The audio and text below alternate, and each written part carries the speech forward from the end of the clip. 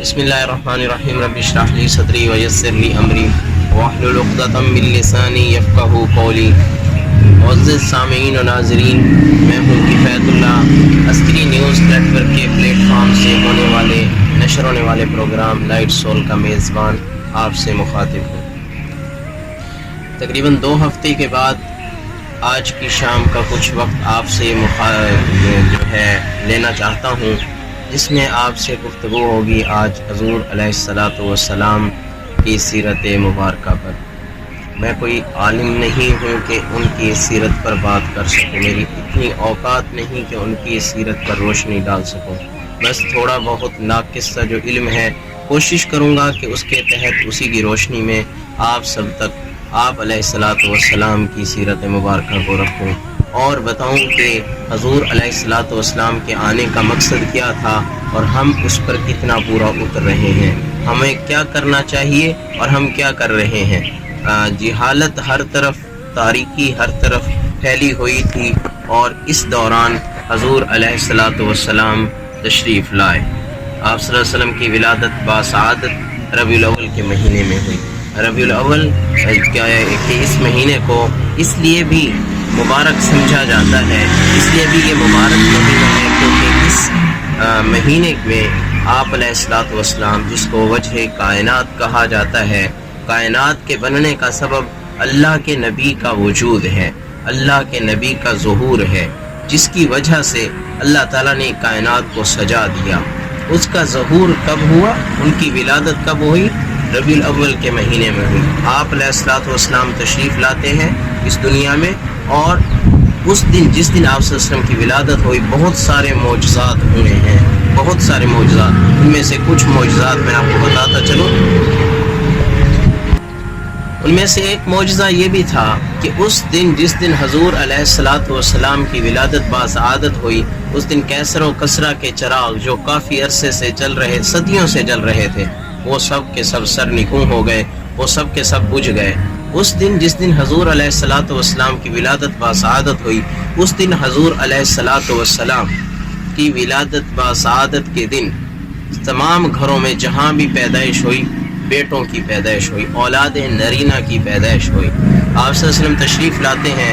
المختصر کرتا چلوں تو 25 سال شروع میں جو ہے آپ صلی اللہ علیہ وسلم کے سر پر باپ کا سایہ نہیں تھا، آپ یتیمی کی حالت میں پیدا ہوئے ہیں، اور پھر کچھ عرصہ گزرتا ہے، والدہ کی وفات ہو جاتی ہے، پھر کچھ عرصہ گزرتا ہے، آپ کے سر سے دادا کا سایہ جو ہے چھین لیا جاتا ہے، اور اس کے بعد پھر چچا کا انتقال ہو جاتا ہے، اور اس کے بعد آپ صلی اللہ علیہ وسلم کی زوجہ محترمہ سیدہ خدیجہ الکبریٰ رضی اللہ تعالی عنہا کا جو ہے انتقال ہو جاتا ہے۔ آپ صلی اللہ علیہ وسلم انتہائی غم کی حالت میں ہیں، عام الحزن اس سال کو کہا جاتا ہے۔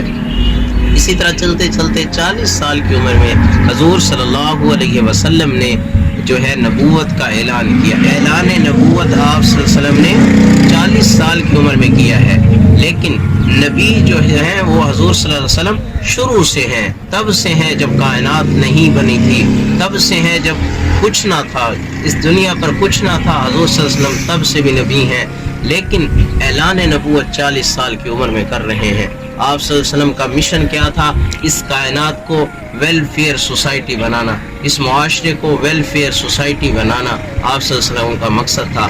انسان کے پاس جب رتبہ آتا ہے، انسان کے پاس جب کرسی آتی ہے، جب عہدہ ملتا ہے، تو پھر کیا ہوتا ہے؟ انسان حیوان بن جاتا ہے۔ انسان کو انسانیت کے دائرے میں رکھنا، حیوان بننے سے بچانا آپ صلی اللہ علیہ وسلم کا مقصد تھا۔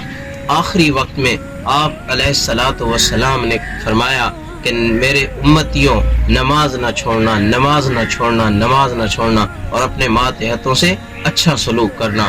آج آپ دیکھ لیں، آپ صلی اللہ علیہ وسلم کا میلاد تو ہم مناتے ہیں، منانا چاہیے، خوشی منانی چاہیے، لیکن ایسے کون سے کام ہیں جو ہم کرتے ہوں اور حضور صلی اللہ علیہ وسلم کو ناپسند نہ ہوں؟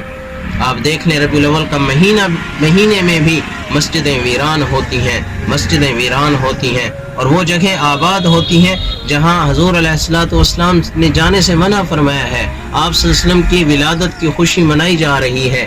جس محفل میں آپ صلی اللہ علیہ وسلم کے جو ہے میلاد کی ولادت باسعادت کی خوشی منائی جا رہی ہے، اس میں کچھ بھی ایسا نہیں ہوتا جو حضور صلی اللہ علیہ وسلم کو ناپسند نہ ہو. ہر ایک چیز موجود ہوتی ہے، ہر ایک چیز جو حضور صلی اللہ علیہ وسلم نے جس چیز کو پسند نہیں فرمایا، ناپسندیدگی کا اظہار فرمایا، ہم وہ تو کر رہے ہوتے ہیں. نماز لے لیجئے، حقوق العباد لے لیجئے، ہمارے پورے نہیں. قرآن کو آخری دفعہ کھولے ہوئے، قرآن پاک کو آخری دفعہ تلاوت کیے ہوئے، سمجھے ہوئے ہمیں کتنا عرصہ ہو گیا. آپ صلی اللہ علیہ وسلم نے فرمایا کہ مسلمان جو ہے وہ سارے کام کر سکتا ہے، ایک نماز نہیں چھوڑ سکتا، دوسرا جھوٹ نہیں بول سکتا، دھوکہ نہیں دے سکتا. آپ دیکھیں ہم اپنی زندگی میں، ہم اپنے روزمرہ کے معمولات میں کتنے دھوکے دیتے ہیں، کتنے لوگوں کو دھوکے دیتے ہیں اور کتنی مرتبہ جھوٹ بولتے ہیں. اور روزانہ 5 نمازوں میں سے ہماری کتنی نمازیں مکمل ہیں. بشمول میرے ہمیں اس چیز کو دیکھنا چاہیے. ہمیں وہ معمولات اپنی زندگی میں شامل کرنے ہوں گے، اپنے معمولات کا حصہ ان معمولات کو بنانا ہوگا اگر ہم زندگی کو بہتر کرنا چاہتے ہیں. اگر ہم چاہتے ہیں حضور صلی اللہ علیہ وسلم خوش ہوں تو ہمیں ان کاموں کو اپنانا ہوگا، ہمیں ان کاموں کو اپنانا ہوگا جن کا حکم حضور علیہ الصلوۃ والسلام نے دیا، اور ان کاموں کو ترک کرنا ہوگا جن کاموں سے آپ علیہ الصلوۃ والسلام نے ہمیں منع فرمایا. اللہ تعالیٰ سے دعا ہے اللہ تعالیٰ ہمیں حضور صلی اللہ علیہ وسلم کے نقش قدم پہ چلنے کی توفیق عطا فرمائے اور ان کے نقش قدم پہ چلنا ہمارے لیے آسان فرمائے. جزاک اللہ خیرہ. انشاءاللہ نیکسٹ پروگرام میں ملتے ہیں. اپنا خیال رکھیے گا. جزاکم اللہ و احسن الجزا.